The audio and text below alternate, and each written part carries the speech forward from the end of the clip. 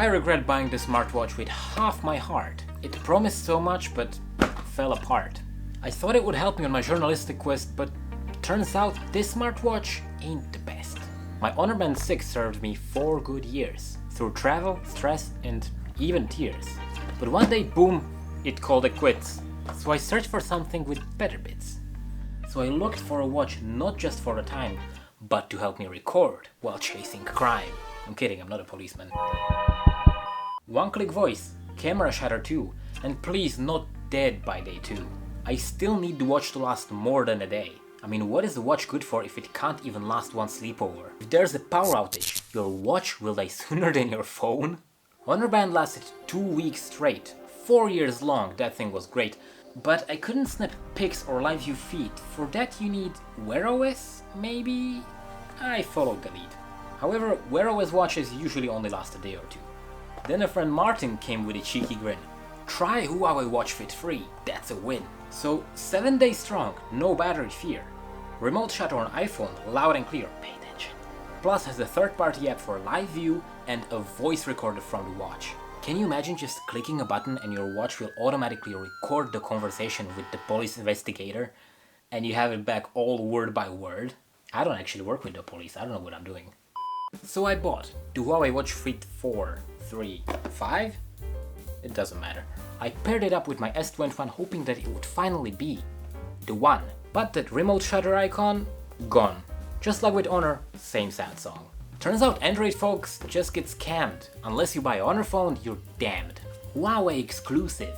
My thought is that they're trying to get Android users to switch to Honor, but they know that they can't steal iPhone users, so they just try to give them a smartwatch to sell them at least something. I guess that's not a completely dumb idea.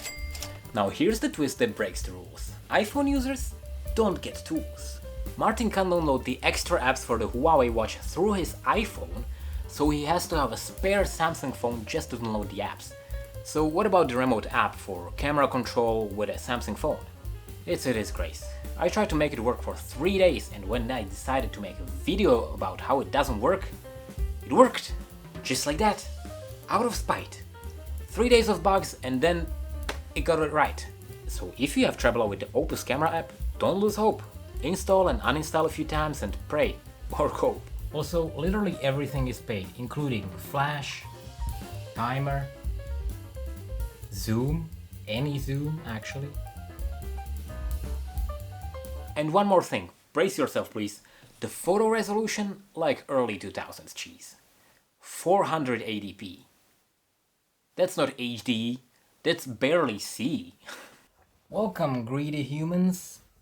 This is Patrick, and it can't even do the ultra-wide or the zoom camera, so this is kinda useless. Maybe I would just rather have a working shutter for my normal camera, with the camera at 3 FPS, which is fine, but like what's the point exactly?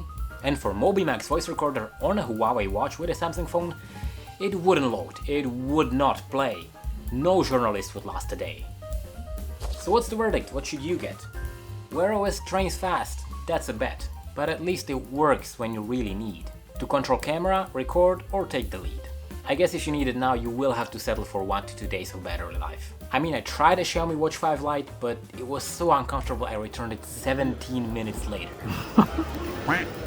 So now I'm back, less smart, more sane, looking at bands that don't bring pain. Maybe Samsung Watch Fit 3 I'll try, or Xiaomi Band 9 Pro, worth a buy? Let me know if you want that review, I'll test it proper, just for you.